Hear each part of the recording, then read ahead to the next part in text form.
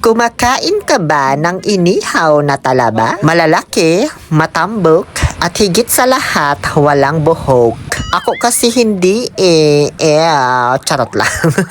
Ayan, ang laki diba? Syempre, dito lang yan sa Talabahan ni Papa G's. Hey yo, what's up? This is Papa G's. Inimbitahan ko po kayo pumunta dito sa may Talabahan ni Papa G's. Dito lang yan sa may Bani, Bayambang. Malapit lang po ito sa may Blue Sky tapos sa St. Vincent Ferrer. Tara, tingnan nyo po yung Talabahan ni Papa G's kasama sa amin.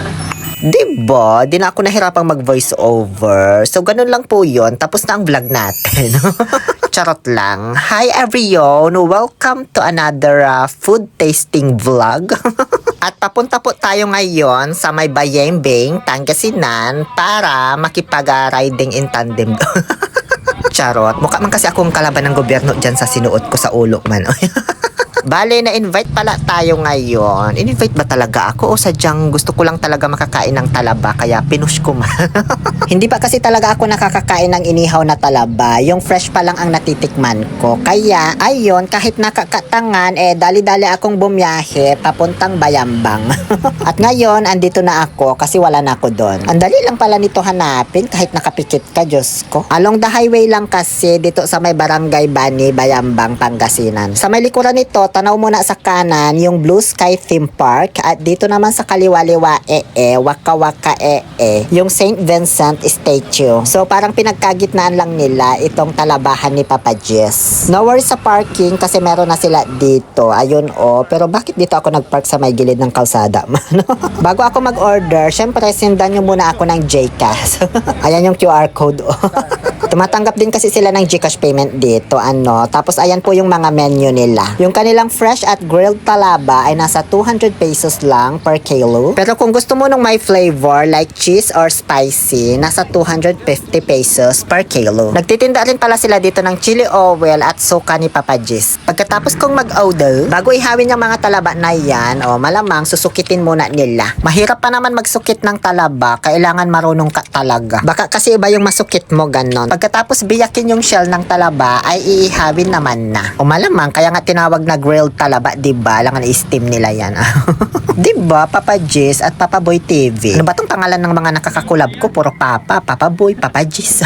1 kilo pala yung in-order naming talaba, pero pinahati namin sa dalawang flavor. Yung kalahati ay yung may cheese at yung kalahati naman yung spicy. Syempre si Papa G's na ang naglagay kasi hands-on yan sa business niya. Ano ba kayo?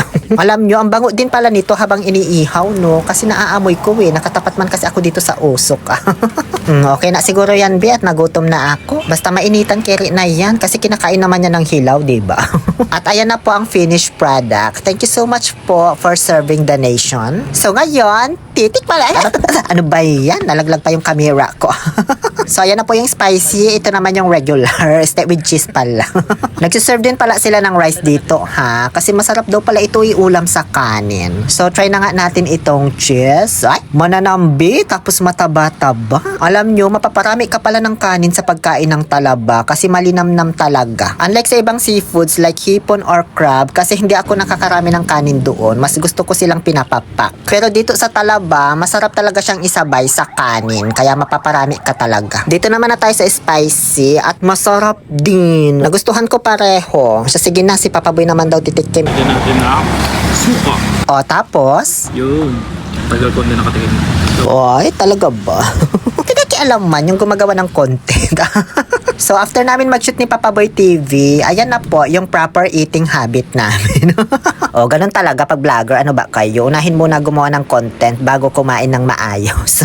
Mayat maya padami na rin ang padami ang mga customer na nagpupunta dito. Kaya nag-decide na kaming umuwi. Basta kung gusto nyong kumain ng talaba, punta lang kayo dito sa Talabahan ni Papa G's. Yun lamang po. Please follow us for more. Thank you so much Papa Boy TV and Papa G's for your kind consideration regarding this matter. Muli ito po ang inyong Happy Pill Oliver Castro na nagsasabing no to toxicity. Let's make people happy and busog.